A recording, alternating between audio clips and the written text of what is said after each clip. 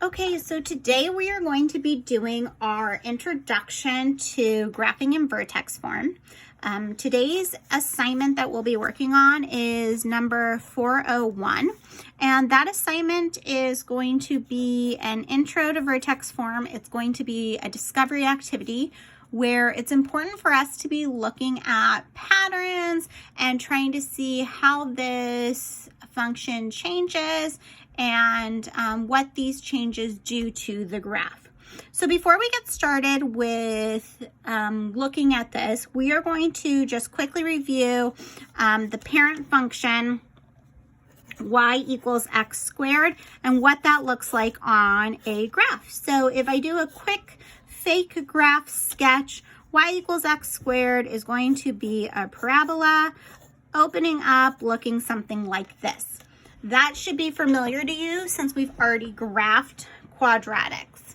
Now, when we look at how does this function change, sorry about that, we could see like y equals x squared plus 3. And what does this additional plus 3 do to the parent function? So if we take this and we're going to do a little fake graph, this is going to end up moving my vertex up 3 on my parent function. If we have something that looks like this, y equals x squared minus 4, then what we are going to have is, again, our parent function, except the vertex is being moved down 4 places on my y axis. So then we have the regular parent function just with the vertex moving down 4. If we want to take a parabola that is opening up and we want to change it to be opening downwards, then we take the parent function and change it to look something like this. And now I have the same parent function just opening downwards due to that negative out in front. So this should all feel really familiar. This is from the lesson we did in class where we opened our arms up and down and what that did for us. So now what we're going to do is we are going to take a look at a new type of function, and that function is y equals x minus 2 squared. So in order to have, I'm going to move my paper up a little bit. In order to have a better idea of what this looks like, we're going to just take and, plug in some points. So one thing to do here is to figure out when y is 0, that would give us the x value. That would be our x-intercept. So if I have x and I have y, and I need my y to be 0, here my x would have to be 2. That should be where my vertex is.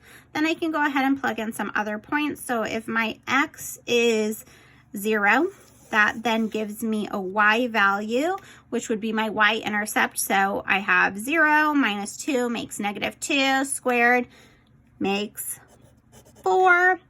Then we can go ahead and plug in, some other little points. So let's say I have x as 4.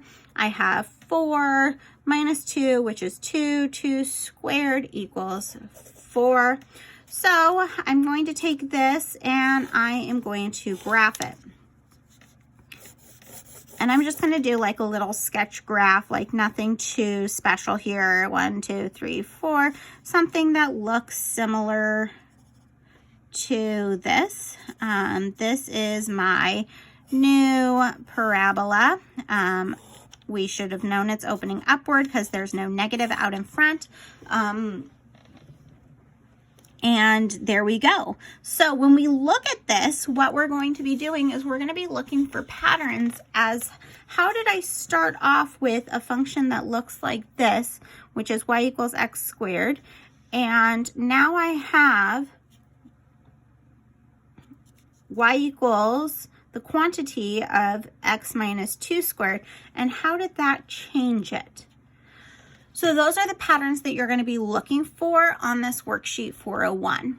You're going to have 2 days to do the worksheet. I'm here for questions, so send me an email or a Google Hangout. I hope that makes it a little bit easier to remember kind of what we're working on. And then I will be back with you on Wednesday to introduce to you what exactly is vertex form.